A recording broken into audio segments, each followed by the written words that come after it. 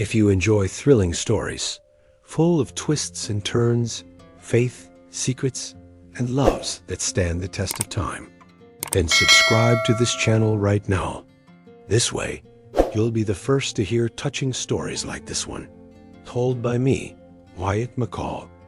And don't forget, tell me in the comments, what city or country are you listening to this story from? Now, adjust your headphones, take a deep breath, because what you're about to hear today could very well change the way you view destiny. Say no man returns the same from whence he departed. But on that dry September afternoon, when Noah Walker saw the red hills of Stillwater rise on the horizon, he knew something inside him had broken forever. A telegram had arrived too late. Mother seriously ill. Come soon. But the horse gallops no faster than time, and sometimes fate is crueler than the silence of those who depart. The town's entrance no longer smelled of chopped wood, he remembered. Now it was dust, iron, and a strange taste of something that had moved on ... without him. The buildings were different, the faces aged, and the whispers seemed to cut through the air as he dismounted. Wyatt, the blacksmith who had watched him grow up, looked up from his axe and simply shook his head. "You're late, Noah." Simple words, but they stung like a sharp knife. Noah didn't answer. He just clutched his hat to his chest and felt his heart pounding faster than his own horse's gallop. The funeral would be the next day, but grief was already filling him. Had his mother died alone? Did she still believe her son would return? He wanted to ask, but shame was a lump in his throat. And there, on that red earth, regret weighed more heavily than longing. On the way to the old family ranch, the world seemed quieter than he remembered. The wooden gate creaked just as loudly. The corral was empty, and the stable held an uncomfortably quiet. But what paralyzed him was the sight of the porch, still with the swing where his mother spent her afternoons. Only now, motionless, covered in leaves, as if waiting for him. And giving up Dot behind the barn, tied to a post, was a horse he'd never seen before. A chestnut with dark, intelligent eyes. The animal looked at him as if it recognized him, as if it already knew he was Noah, its lost son. Something in that look stirred him, and when he tried to approach, the horse whinnied softly, like a lament, as if it were there, guarding something, a secret, or perhaps a message from heaven. The door to the house creaked open. Inside, everything was clean. A fire was prepared in the hearth, but not lit. Someone had kept everything in order. Someone was waiting for him. And then, on the kitchen table, he found a tray with a pitcher of fresh water, a loaf of bread wrapped in a cloth, and a flower. Who had left that there? The name Noah was scrawled on a note, but the handwriting wasn't his mother's. Night fell quickly, and with it, the weight of what could no longer be said. Noah scanned every corner of the house with the eyes of an overgrown boy. His mother's room still smelled of lavender. The brush still held strands of gray hair. And the bed, well, the bed was untouched, as if she'd gone out to get something, and would be back soon. But she wouldn't be back. And he knew it. That's when he heard a knock on the door. Not loud, but firm. The kind of knock that carries more than sound. It carries destiny. Noah hesitated, his heart racing. And then he opened it. And there, in the moonlight, she stood. A woman he'd never seen, but who, in some strange way, seemed to know him very well. A woman with tired but firm eyes. She held a basket, and in a calm voice she said, "I'm Carolyn. I've been taking care of your mother these last few days, and ... She left something for you." And then, my friend, that's when everything started to change. But I'll tell you what was in that basket, and what else Carolyn knew, in the next part of this story. And I guarantee you won't want to miss what's coming. The silence of the ranch that night was denser than the starless sky. Caroline entered slowly, without saying much, as if the place demanded respect. Noah watched her every move, her firm steps, her eyes avoiding his, the way she held the basket. With both hands, as if carrying something too fragile, she set everything on the table and pulled an antique key tied to a string from her apron. "Your mother asked me to deliver this in person. It's in the barn. But she said you'd understand. When you saw it." Noah took the key without asking questions, but something inside him stirred, like a memory that had almost faded. The barn, the old red door, the smell of hay, wood, and time standing still. He pushed open the door and was greeted by a warm breeze, the rustle of dry straw, and a low sound. A deep breath. His eyes adjusted to the dim light. And there it was. The horse Dotted was a robust chestnut, its coat almost golden in the dim lamplight. But what really caught one's attention was the animal's gaze. It wasn't fear. It wasn't aggression. It was recognition, as if it knew who Noah was. As if to say, "Finally, you're back." Noah's heartbeat quickened inexplicably. He approached slowly, extending his hand. And the horse didn't back away. On the contrary, it lowered its head, in surrender, in peace.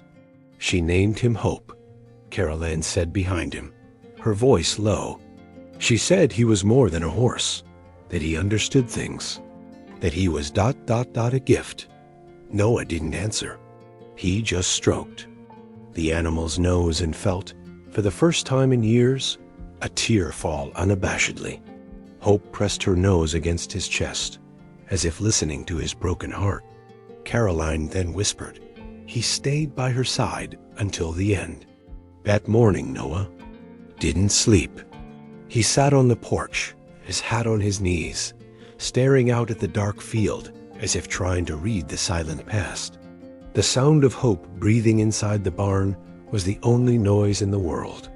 And it was strange how that sound soothed the pain he thought was unbearable. His mother had trained that animal, left something for him. And now, even without words, Hope seemed to carry a piece of her soul. The next morning, Caroline returned, as if she knew he would need someone. She brought coffee and a piece of cornbread wrapped in a clean cloth. She didn't mention the funeral. She didn't ask how he was. She simply sat on the porch sill and looked out over the fields, as if waiting for Noah to speak first. And he did. For the first time in years, he told her everything. About the guilt, the anger, the letter he never answered, the father he never forgave. Carolyn listened the way only hurt people know how. Unhurriedly, without judgment. The pain you carry doesn't have to be eternal, she said, but it needs to be felt until the end. Because only then, one day, will it become part of your story and no longer your prison. Noah felt the weight of those words like a hammer in his chest, because something in him wanted to believe, but he didn't know how yet. After she left, Noah returned to the barn. Hope was waiting for him. And, without knowing why, Noah began talking to the animal as if it were a person. He told stories about his childhood, about when he ran away from the ranch, about the letters he wrote but never sent. And Hope listened, really listened. Sometimes she would let out a soft whinny or lean closer to nuzzle his hand. It was almost as if she understood the language of the soul. That night it rained, a rare rain for September, and Noah found himself lighting the fireplace for the first time since he'd returned. The crackle of the wood, the smell of the fire, his mother's old blanket still draped over the armchair. It was as if she were there, still, in every detail, in every corner. And he began to understand what Carolyn meant. The pain was no longer a monster. It was a shadow, and shadows exist because somewhere there is light. But when Noah woke the next morning, he found something strange at the front door. An envelope, no return address, just his handwritten name. And the handwriting was his mother's. He stood there, staring at the envelope, his heart pounding, his hands trembling, as if he were standing before something sacred. It hadn't been there the night before. And the strange thing? Hope was whinnying in the barn, as if she knew exactly what was in that letter. The lit candle on the table seemed to dance to the rhythm of Noah's pent-up breathing. The envelope was still in his hands, intact. He didn't know if he should open it. There was something sacred there, something that made him feel as if he were holding his mother's very breath. Outside, the rain, which had started lightly, now pattered steadily on the roof. And then, as if fate had a fixed time, another knock echoed at the front door. Soft but firm. The same as before. Caroline thought she entered unceremoniously, carrying a basket covered in plaid. Her hair was tied in a simple bun, the hem of her dark dress slightly damp from the rain. But her eyes, those eyes of someone who has seen too much, pain and still chooses to be light, were serene, like the faith of a mother in prayer. I brought hot soup. And some more of that bread you pretended not to like yesterday, she said with a half-dash smile. Noah cleared a space at the table and, without saying a word, poured 2 cups of coffee. She glanced at the still unopened envelope. "You found it?" she murmured. "She asked me to leave it there. Only after you'd gone to sleep. I thought it might seem strange, but she was sure you'd wake up different." Noah didn't answer. She just stared into the candle flame, as if it held the answers the paper didn't yet provide.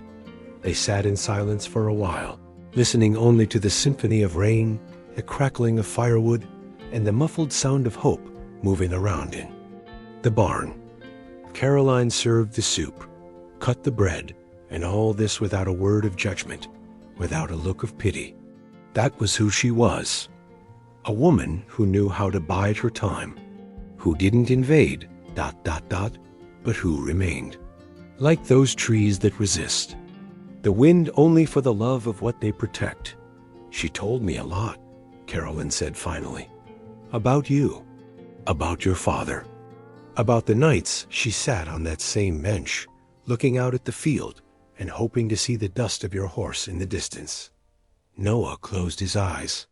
The words stung like a knife, but they also healed. It was a cut that cleaned, that let the blood flow only to then truly close. I lied to myself, telling myself she would understand. That time would erase everything. Caroline carefully picked up the candle and placed it on the windowsill, shielding it from the draft. "You know what she told me before she left? That you wouldn't be back in time to see her, but that God didn't need that to do what he had to do." Noah looked up. "What does that mean?" Caroline replied gently. "It means that some mothers leave in peace because they know that their children's return begins in the heart. ... Not on the road." Those words hung in the air like smoke, and Noah felt something strange, as if the pain had shifted, as if it had stopped occupying the center of his chest and was spreading in the form of longing, of unlived love, of time that never returns, but can still bear fruit. Hope neighed loudly, as if responding to what he was thinking. Caroline smiled. "He does that all the time, especially when the silence hurts." Noah reached for the envelope, and this time tore it open carefully. The paper inside was folded precisely, the handwriting shaky but full of soul. He didn't read it aloud, but Caroline watched his face with the delicacy of someone who understands that some letters aren't read with the eyes, but with tears. When he finished, he said nothing, but his shoulders trembled and his fist clenched tightly on the table. Caroline stood, grabbed a new candle from the shelf, and lit it. She placed it next to the other, now nearly gone.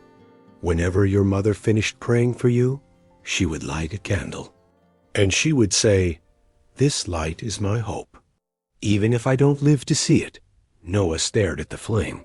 It was weak, but firm, just like her, just like the faith that even cracked held strong. And in that moment, without another word, he cried, for real, for the first time.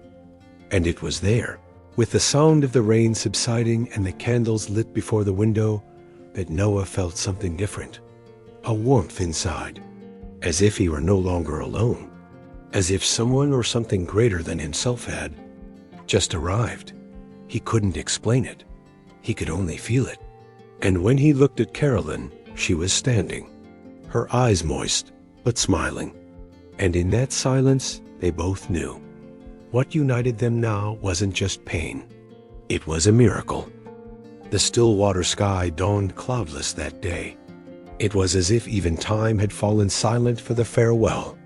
Noah donned the only dark clothing he could find in his father's old closet. The collar was tight, the fabric smelled of storage, and his boots squeaked with every step, but none of that mattered. He walked as if carrying in his chest the weight of what he never said, and in his soul the echo of the words silenced by death. The small town church was packed.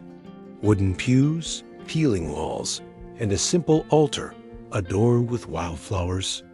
But what caught his attention most were the faces. People Noah didn't even remember. People he didn't even know. Old people, children, young people, all there for her. For the woman he'd only known from one side, his mother's side. But now he saw she was much more than that. She was a friend, a counselor, a healer of souls. The pastor spoke in a firm voice, but his eyes were filled with tears. Elizabeth Walker was one of those rare people who carry faith in her eyes and miracles in her hands. Anyone here touched by her kindness, please stand.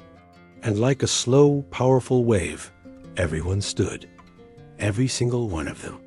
Even old Tom Fletcher, who could barely walk. And in that moment, Noah felt his eyes burn. How could I have stayed so long away from someone so essential? After the service, on the way to the cemetery, the whispers turned to testimonies.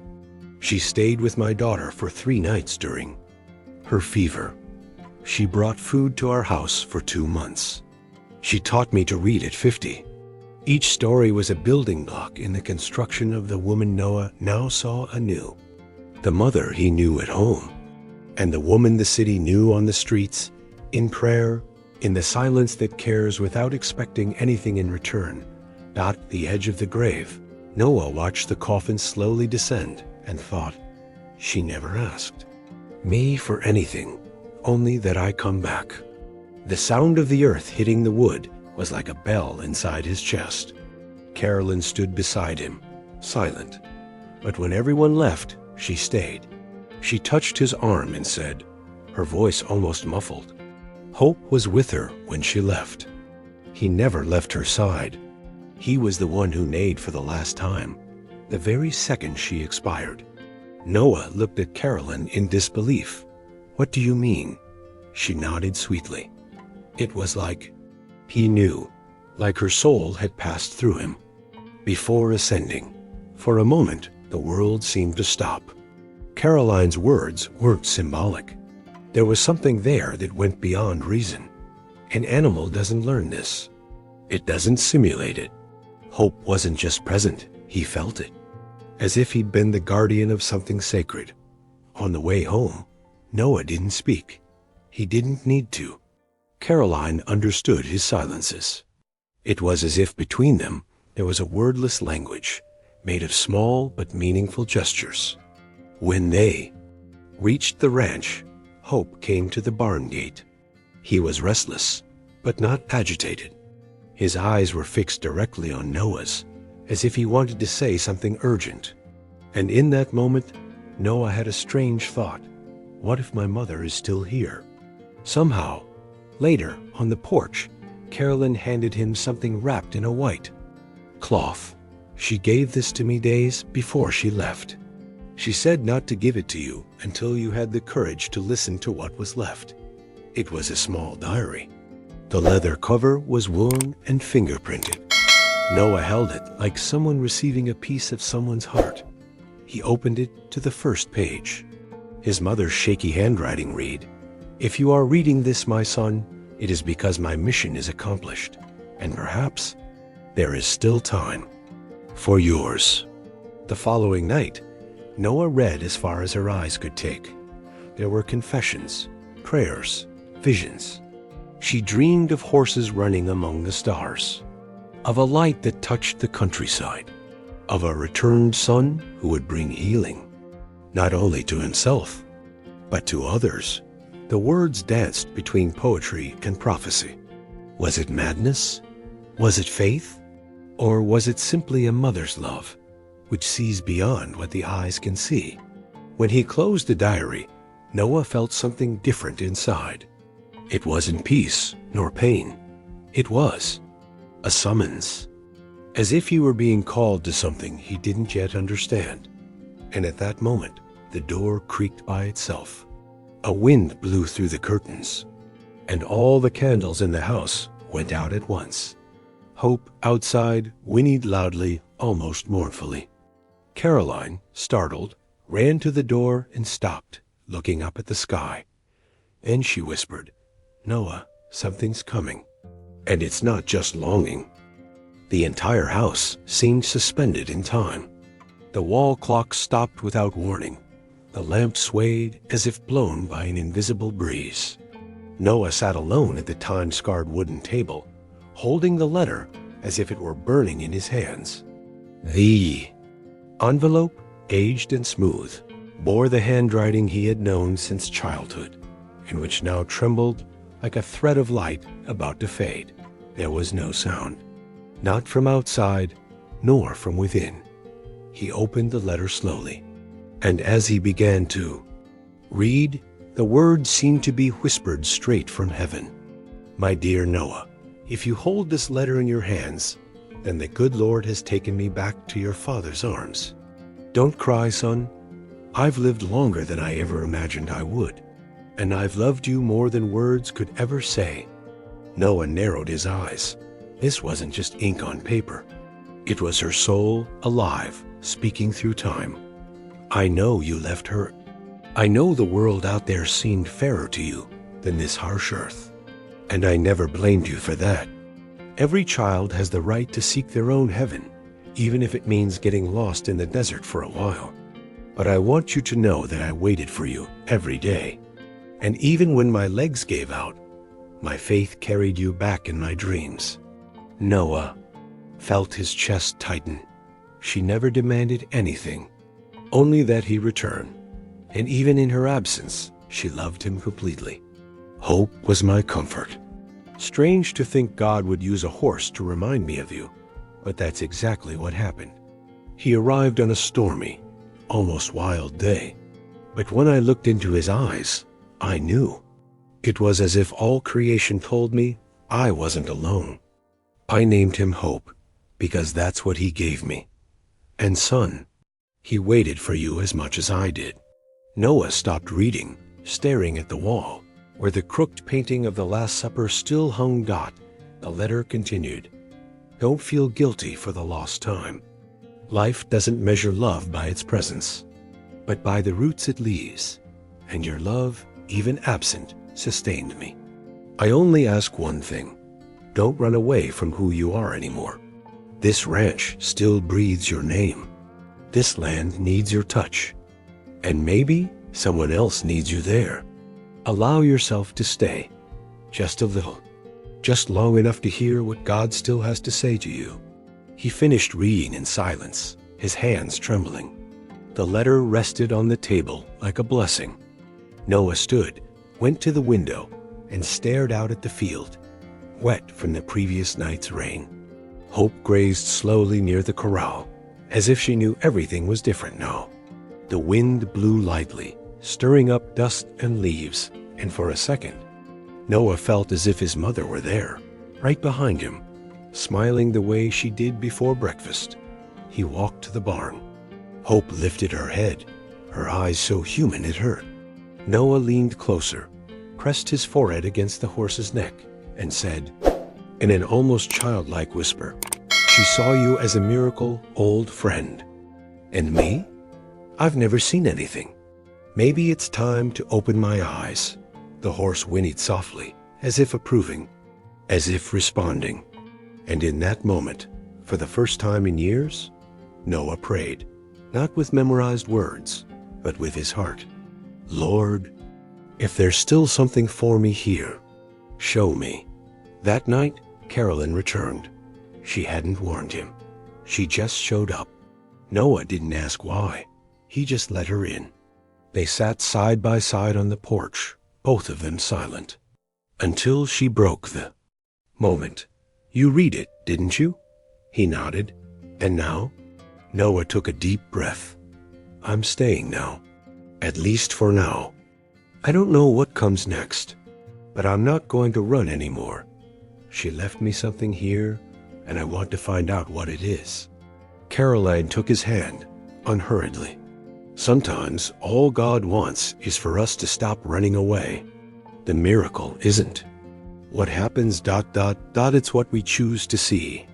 Noah looked at her with eyes that now held something else. Not pain, not anger, but possibility. And in that moment, he knew. There was something between them that was also waiting to be lived. Something planted at the right time. And that was finally beginning to blossom. But what neither of them knew was that there was even more to that letter. A note hidden within the folds of the paper, with words that had yet to be read. Words that would reveal a secret. Something that would change everything Noah thought he knew about his own history.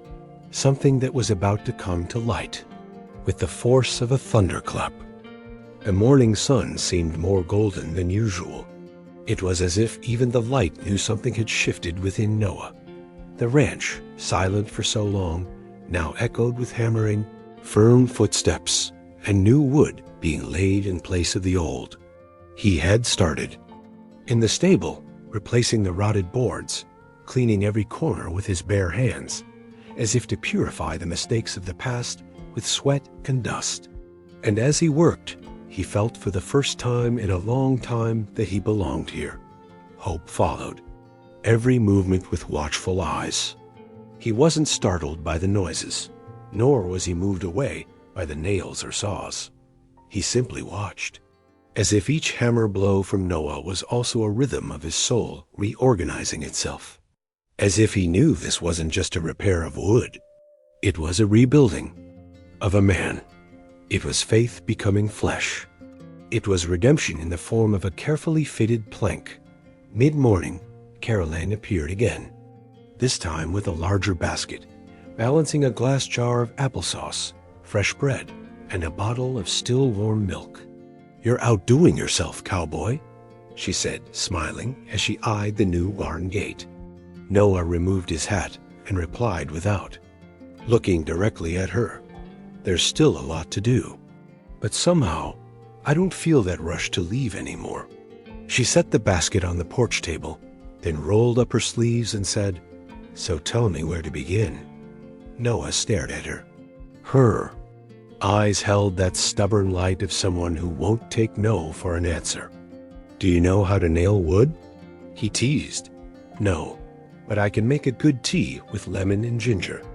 And that cures even a broken heart." Noah laughed, and that laugh, muffled and shy, was his first in a long time. They spent the day between chores and comfortable silences. Caroline swept the porch, organized the old shelves, washed the dusty pots. Every now and then, their eyes met, but neither of them said anything. It was too early to make declarations, but too late to deny that something was growing there. And hope? She watched from afar. Sometimes she approached, sometimes she whinnied softly, as if blessing what she saw. Late one afternoon, Noah was repairing the corral gate when he heard Caroline humming a soft melody from inside the kitchen. He recognized it. It was a song his mother sang on Sunday mornings as she prepared cornbread and brewed strong coffee.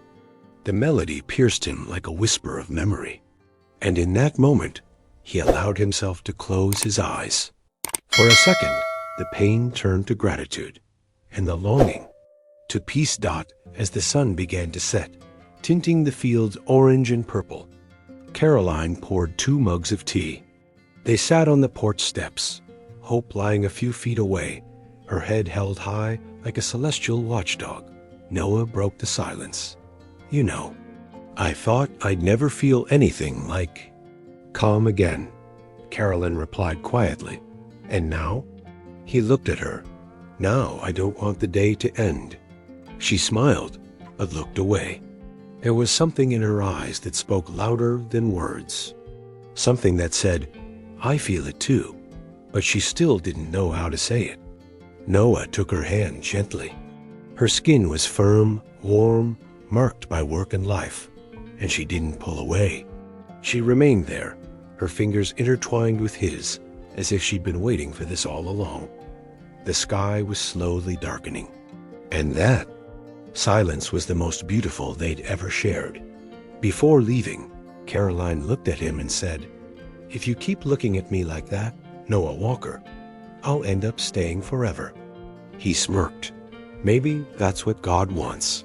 She hesitated for a moment, then leaned in and with her heart in her eyes, pressed her lips to his. It was a brief kiss, but full of truth. The kind that can't be explained, only felt. The kind that carries promises yet to be fulfilled. And at that moment, right behind them, Hope let out a loud whinny, lifted her head, and looked up at the sky. Noah and Caroline turned, and they both saw a shooting star streaking across the sky, silent, swift, bright, like a sign. As if the sky itself had confirmed what the kiss had already sealed. Here began something sacred, something destined, something no past pain could erase. The storm arrived without warning, like the changes that turn the heart upside down. The clouds closed like leaden curtains over Stillwater, and the wind, once timid, became a furious wail through the windows of the house. Noah and Caroline had taken shelter in the barn minutes before the rain fell, as if the heavens had opened their veins. Inside, Hope paced restlessly, her hooves scraping the dirt floor as if sensing something was wrong. Very wrong. Noah slammed the barn door shut, while Caroline watched the horse closely. "He's not normal," she said, squinting. "It's not fear of the rain. It's something else." And then the sound came a scream, short, desperate, cutting through the wind. They both looked at each other, their blood running cold. Noah ran to the edge of the gate, his eyes scanning the rain-blurred landscape.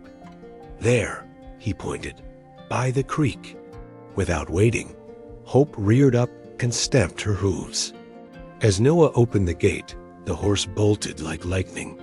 Caroline ran after, and Noah followed soon after.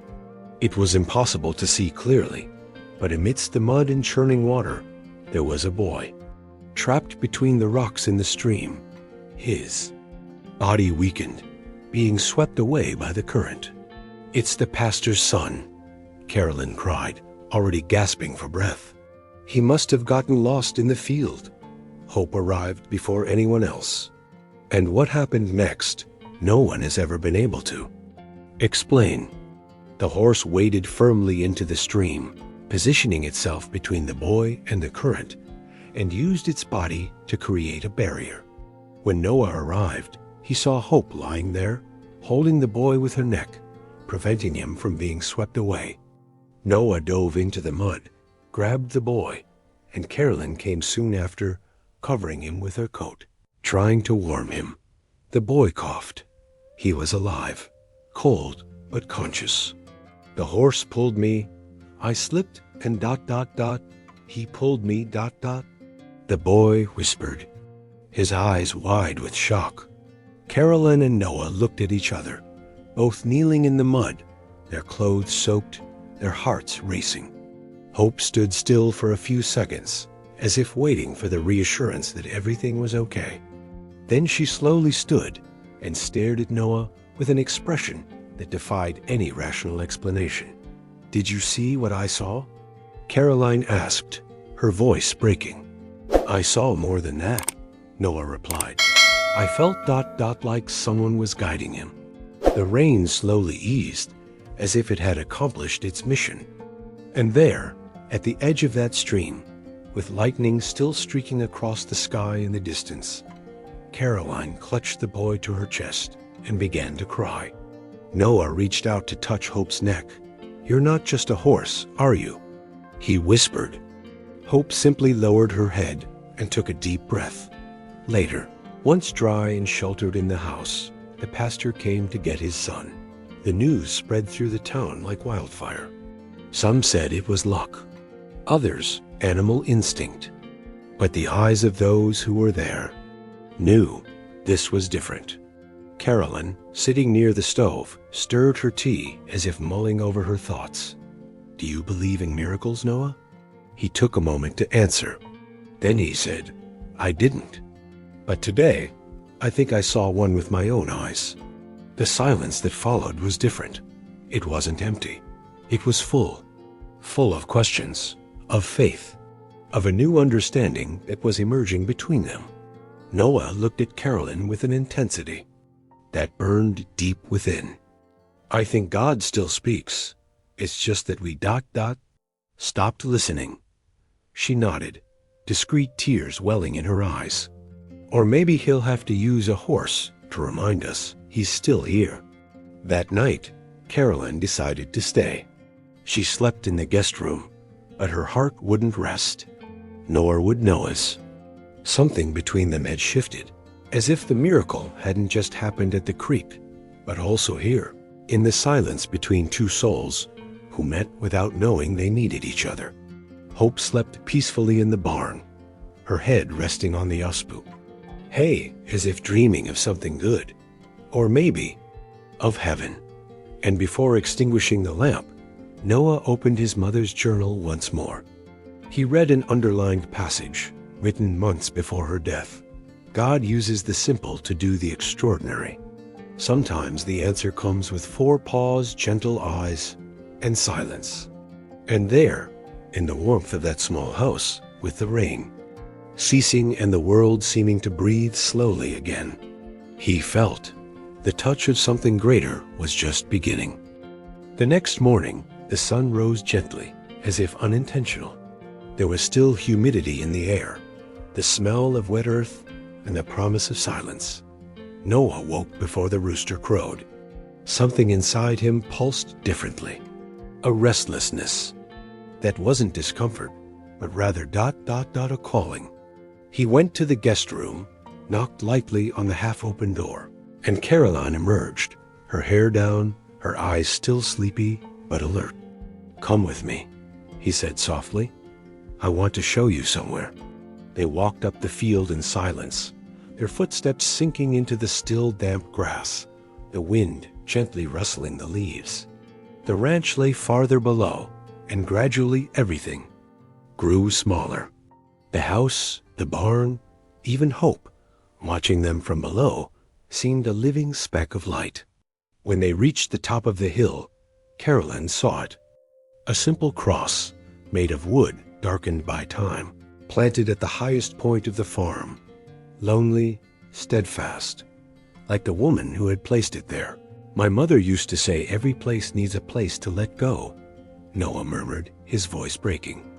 This was hers.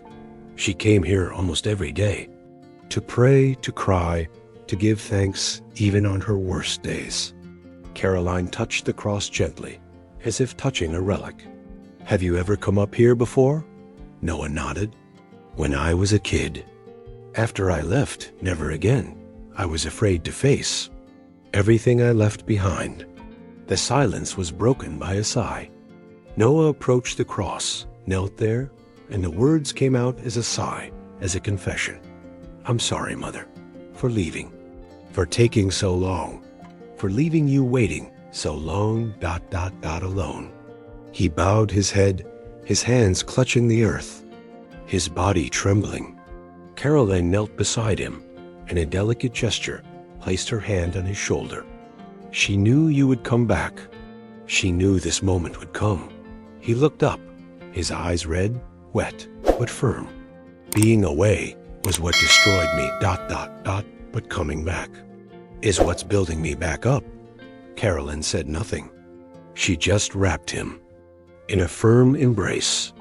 And it was there, with the hill as witness, the cross as testimony, and the sky tinged gold by the first hints of sunset, ... that Noah truly cried, not from pain, but from release, from acceptance. And for the first time, he felt free of the guilt that consumed him.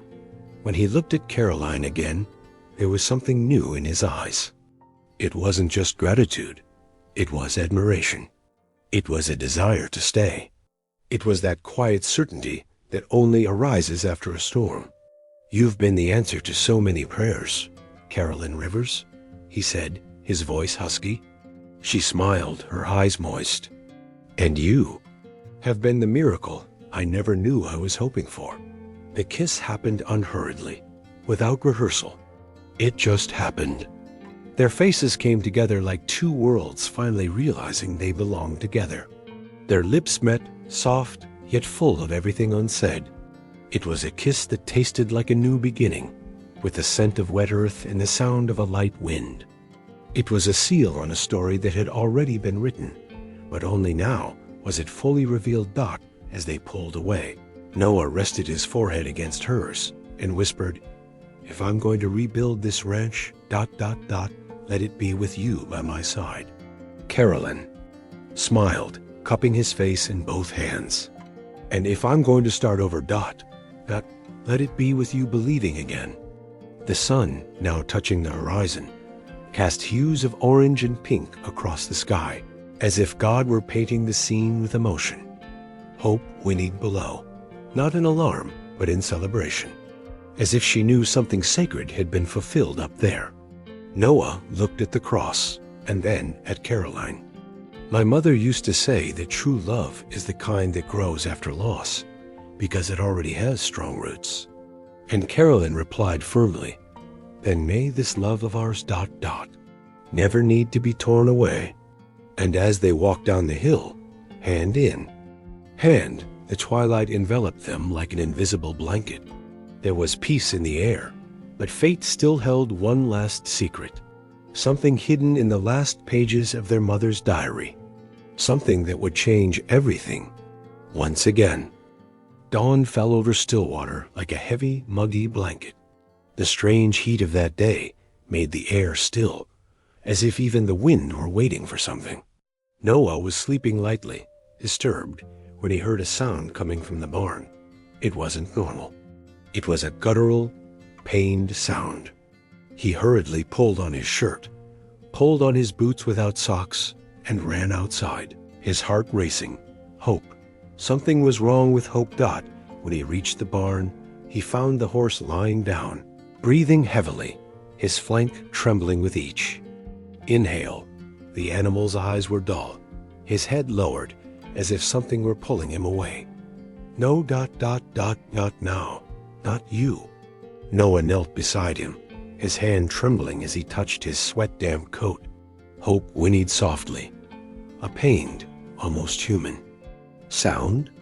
It was as if he knew his time was running out. Caroline arrived seconds later, lamp in one hand and emergency kit in the other. High fever. He could have severe colic, or something worse. Her voice was firm, but her eyes were trembling. She'd tried everything. A warm bath, compresses, massage, but nothing seemed to work. Noah watched helplessly, his fists clenched, the pent-up anger and pain pulsing in his chest. It's not fair. He saved a life. He's more than a horse. The hours dragged by. Caroline asked Noah to hold Hope's head while she prepared an infusion. But it was in that moment, with the animal's eyes searching his, that Noah broke inside. He didn't scream. He didn't cry. He just closed his eyes and prayed. "Lord, it's been a while since I've spoken to you. And maybe I don't deserve to be heard right now. But if there's still a miracle in this world, please don't take it away. Not today. Carolyn listened and knelt beside him. Together, hand in hand, they prayed. No rehearsals, no formalities. Just faith, the faith of the broken, of those who have lost so much that they have learned to love what remains with all their remaining strength. The barn fell silent. The only light was from the lantern, flickering dimly like the hope they both held there among the straw, between heaven and earth. And then, without warning, Hope took a deep breath. A long, sharp breath, like someone pulling their breath back from the brink. Caroline's eyes widened. His skin temperature began to cool. The trembling stopped. And slowly, his dull eyes began to shine again. Noah touched the horse's nose and smiled through his tears. You heard it, right? It was him. He still listens. Carolyn squeezed his hand. It was more than listening. It was responding. They stayed there until dawn. Hope, now standing, ate slowly, under the watchful eye of two surrendered hearts. Noah pulled Carolyn close, his hand firm on her waist. You were the answer to my prayer, even before I knew how to pray. Caroline rested her head against his chest. And you were the home I didn't know I was looking for. The kiss happened there, between the hay bales and the light that was beginning to dawn outside. When the sun finally rose, coloring the barn boards with hues of gold and orange, Noah felt something had changed permanently. Hope was alive. Love between him and Carolyn was real, and his faith rekindled like a flame that refused to die. They walked out of the barn hand in hand, their faces etched with exhaustion and wonder.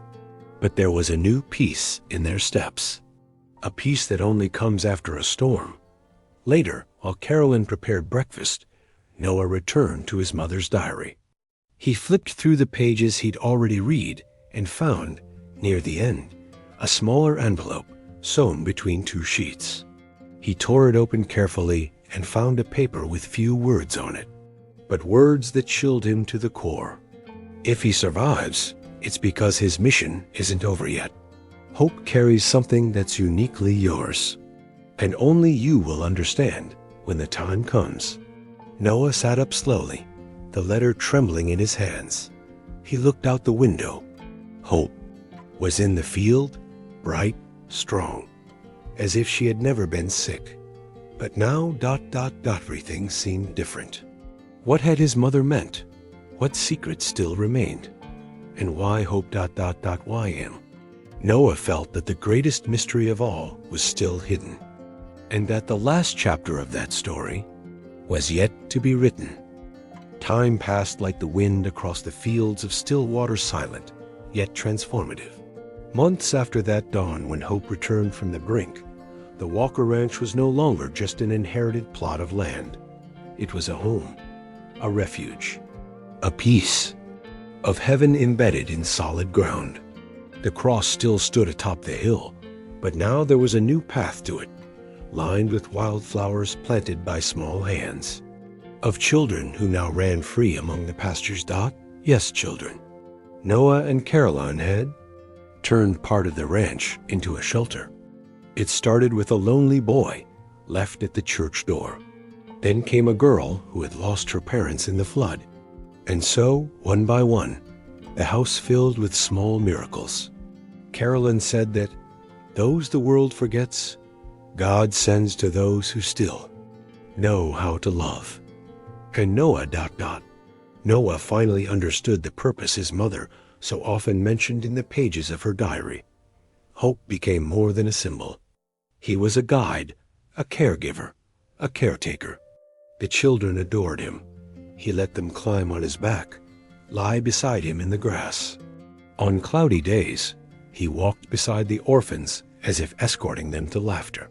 On difficult nights, he stood beneath their bedroom window as if he knew that within lay fragile dreams needing protection. I've never seen anything like it, the shepherd said one day. "It's as if this horse is carrying something from above." Noah and Carolyn were together, not just as a couple, but as a mission. They shared more than a roof over their heads. They shared faith, pain, and rebirth. They slept with the door ajar and their eyes on the sky. They laughed together at the children's antics and cried in each other's arms whenever a new story arrived, tainted with abandonment. "This is how we heal the world," Carolyn said, stroking the hair of a girl who had stopped speaking ...